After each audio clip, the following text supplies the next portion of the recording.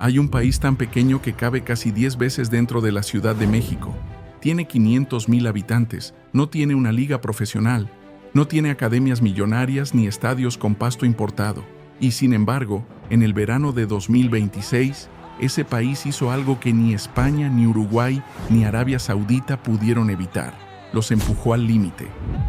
Esta es la historia de un equipo construido con jugadores que encontraron en Internet, con hijos de emigrantes que nunca habían pisado la tierra que representaban, y con un portero de 40 años que soñaba con una sola cosa, que su madre lo viera jugar un mundial. Pero esta historia no termina como esperas, porque cuando ese equipo estuvo más cerca que nadie de tumbar al campeón del mundo, algo más entró a la cancha, algo que no tenía que ver con el fútbol. Cabo Verde es un archipiélago de 10 islas en medio del Océano Atlántico, a unos 570 kilómetros de la costa de Senegal. Se independizó de Portugal en 1975.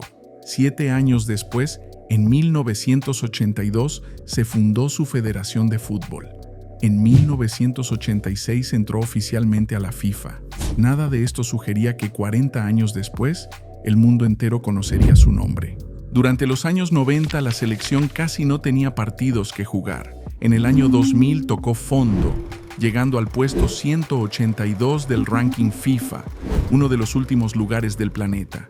No había dinero, no había infraestructura y sobre todo no había jugadores suficientes en un país de 500,000 de personas. Entonces, la federación tomó una decisión que cambiaría todo. Si el talento no estaba en las islas, iría a buscarlo a donde sí estaba. Miles de caboverdianos habían emigrado a Portugal, Países Bajos y Francia después de la independencia. Sus hijos y nietos habían nacido allá, crecido allá, y muchos ni siquiera hablaban criollo, el idioma natal, pero llevaban la sangre. Así nació el modelo que hoy se estudia en el fútbol mundial. Cabo Verde empezó a rastrear jugadores de la diáspora, uno por uno, a veces por contactos familiares, a veces por bases de datos, y en al menos un caso, por un mensaje de LinkedIn. Roberto López nació en Dublín. Su padre era caboverdiano, su madre irlandesa. Se crió jugando en las categorías menores de Irlanda, sin pensar nunca en representar a Cabo Verde. Trabajaba como asesor hipotecario en un banco de Dublín y jugaba fútbol semiprofesional los fines de semana. En 2018 recibió un mensaje en LinkedIn escrito en portugués. Era el entonces seleccionador de Cabo Verde, Rui Aguas, buscando reforzar el equipo con jugadores de doble nacionalidad. López no entendía el idioma y pensó que era spam. Lo ignoró durante meses. 9 meses después, el seleccionador insistió, esta vez en inglés. Ahí López entendió que la oferta era real. Aceptó, debutó con la selección en 2019 y en 2026 llegó a ser nombrado capitán del equipo que disputaría el primer mundial de la historia de su país. Su historia no fue la única, pero sí la más simbólica. Refleja algo más profundo, que el éxito de Cabo Verde no se construyó en una cancha de las islas, sino en oficinas, aeropuertos y bandejas de mensajes de toda Europa. Al frente de todo esto estaba Pedro Leitão Brito, conocido como Bubista. Fue capitán y defensor central de la propia selección años atrás, con una carrera de jugador que lo llevó por clubes de Angola, España y Portugal. Al retirarse se convirtió en entrenador y en 2020 tomó las riendas del proyecto que él mismo había soñado como jugador. Bajo su dirección, Cabo Verde alcanzó cuartos de final en la Copa Africana de Naciones en 2013 y 2023, algo histórico para el país. Pero el objetivo mayor siempre fue otro: llegar a un mundial. El 13 de octubre de 2025, con una victoria de 3-0 sobre Eswatini en Praia, ese sueño se hizo realidad. Por primera vez en su historia, Cabo Verde jugaría una Copa del Mundo. Bubista fue nombrado director técnico del año en la CAF 2025, no por casualidad. Su equipo terminó las eliminatorias con 7 victorias, 2 empates y solo una derrota, superando a selecciones como Camerún, un gigante del continente. El sorteo del Mundial no fue generoso. A Cabo Verde le tocó compartir grupo con 2 campeones del mundo, España y Uruguay, además de Arabia Saudita. Sobre el papel, era un adversario imposible. En la cancha, fue otra historia. En su debut absoluto en un mundial, frente a España en Atlanta, Cabo Verde empató 0-0. Fue la actuación de su portero, Josimar Díaz, conocido como Bociña, la que sostuvo ese resultado. Con 7 atajadas, mantuvo su arco en cero frente a la vigente campeona de Europa. Bociña tiene 40 años. Empezó como jugador de campo en el fútbol callejero de Mindelo y se convirtió en portero por casualidad cuando creció. Se formó en clubes locales antes de emigrar a Angola, donde jugó varios años. No fue convocado como titular sostenido de la selección hasta los 26 años. En este mundial, pasó de tener unos pocos miles de seguidores en redes a más de 27 millones de seguidores en Instagram, casi de la noche a la mañana. 6 días después del empate con España, Cabo Verde volvió a sorprender. Empató 2-2 con Uruguay en Miami, otro resultado que nadie esperaba. En la última fecha del grupo, llegó la prueba definitiva. Cabo Verde y Arabia Saudita se jugaban todo. El que perdiera quedaba eliminado. Empataron 0-0 en Houston, un resultado que le alcanzó a Cabo Verde para terminar segundo del grupo, invicto, y ganarse el cruce ante el campeón del mundo. El plantel que hizo esto posible estaba armado casi por completo con jugadores nacidos fuera de Cabo Verde. Solo 2 futbolistas del equipo pasaron por la liga local antes de emigrar: el propio Bociña y el defensor veterano Estopira, quien inició su carrera en el Sporting Praia antes de dar el salto a Portugal. El resto del plantel es un mapa de la diáspora caboverdiana. Logan Costa, defensor que juega en el Villarreal de España, encabezó la convocatoria de 26 jugadores para el Mundial.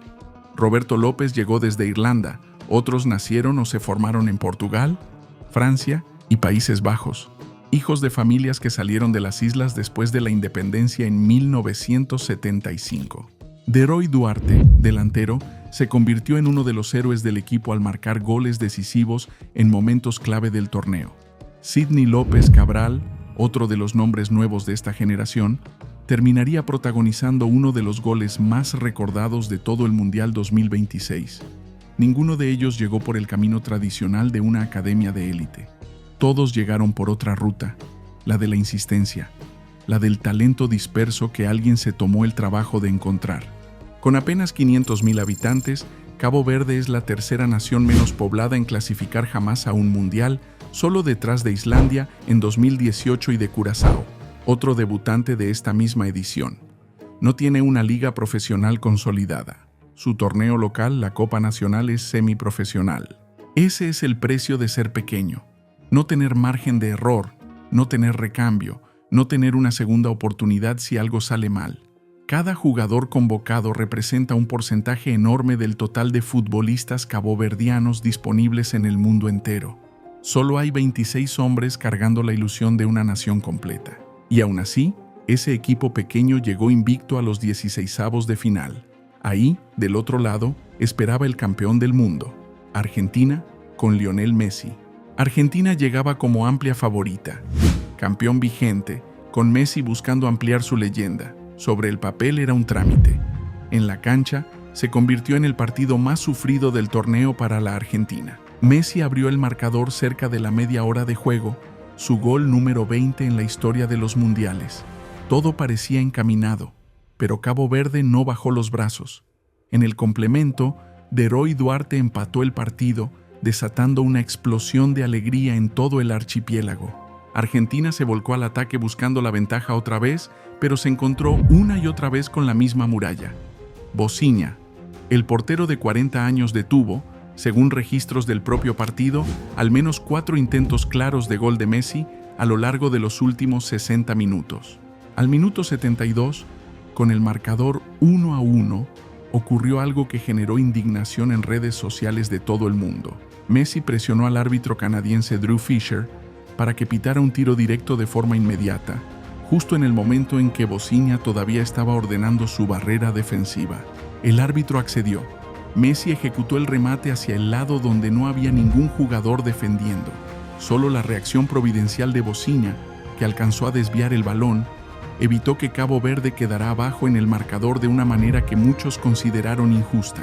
La imagen se viralizó de inmediato. No era la primera vez que surgían dudas sobre decisiones arbitrales favorables a Argentina en los mundiales, y la situación reabrió un debate que ya venía de partidos anteriores del torneo. Más adelante en el partido, hubo otro momento que alimentó la sensación de injusticia.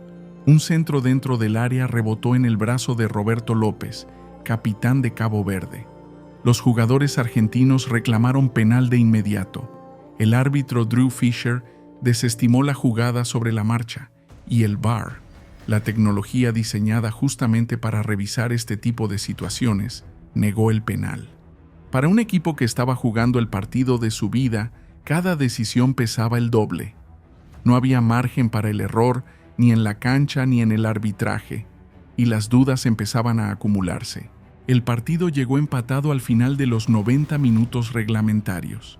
En el primer tiempo suplementario, Argentina volvió a golpear con un gol de Lisandro Martínez, que aprovechó un rebote dentro del área para poner el 2-1.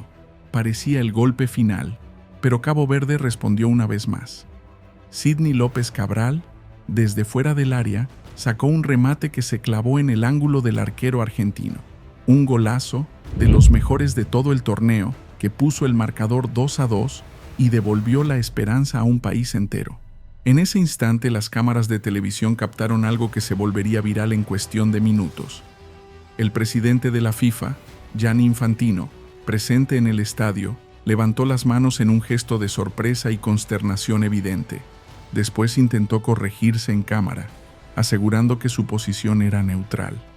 Pero la imagen ya había recorrido el mundo, y con ella, la sospecha de que la cabeza del fútbol mundial no estaba mirando el partido con la misma neutralidad que debería. El partido llegó al segundo tiempo suplementario todavía empatado. Cabo Verde había resistido 110 minutos frente al campeón del mundo. Entonces, en una jugada de pelota parada ejecutada por Messi, un cabezazo terminó en el fondo de la red, aunque distintos registros del partido difieren sobre si el gol fue anotado directamente por un defensor argentino o si terminó desviado en un jugador caboverdiano antes de entrar. Lo cierto es el resultado, 3-2 para Argentina. Cabo Verde no se rindió ni en el último minuto. Llenó el área rival de centros, buscando el tercer empate que hubiera sido una hazaña histórica. La defensa argentina, agotada, resistió como pudo. El árbitro decretó el final. Argentina avanzaba a octavos de final. Cabo Verde quedaba eliminado. Aquí está la verdad que hay que decir con claridad. Cabo Verde no perdió por falta de coraje, no perdió por falta de plan. Perdió después de 120 minutos de resistencia total frente al campeón del mundo, empatando 2 veces un partido que, sobre el papel, no tenían por qué siquiera disputar de igual a igual. Perdieron en el último suspiro de un partido interminable. Perdieron después de que el árbitro les negara una revisión de VAR. Perdieron después de que el mejor jugador del mundo apurara un tiro directo antes de que su portero estuviera listo. Perdieron cuando el reloj, no el rival, se puso en su contra. El propio entrenador de Cabo Verde, Bubista, lo resumió con humildad después del partido. Reconoció que Argentina tenía al mejor jugador del mundo y que ese solo hecho hablaba del desafío que representó competirles de tú a tú durante 2 horas completas. Cabo Verde no ganó un solo partido en todo el Mundial 2026, y sin embargo, ningún equipo de este torneo dejó una huella tan profunda. Un país de 500,000 personas, sin liga profesional, construido con mensajes de LinkedIn y con hijos de emigrantes que crecieron a miles de kilómetros de sus islas, empató con 2 campeones del mundo y estuvo a un suspiro de eliminar al vigente campeón. Bocinha, el portero de 40 años, cumplió su sueño de que su madre lo viera jugar un mundial. Y consiguió mucho más que eso. Se convirtió en uno de los símbolos del torneo. Roberto López, el que pensó que un mensaje de LinkedIn era spam, terminó siendo capitán de la selección que hizo historia. Este no es un cuento de derrota. Es un cuento sobre lo que un país pequeño puede lograr cuando decide no rendirse ante el tamaño del rival. Cabo Verde demostró que el fútbol, cuando de verdad se juega de igual a igual, no distingue entre gigantes y archipiélagos de 10 islas. La pregunta que queda flotando es otra. Si el reloj y el árbitro no hubieran jugado para el otro lado, ¿habría sido Cabo Verde el que eliminara al campeón del mundo? Nunca lo sabremos, pero la duda, es así, quedó sembrada para siempre.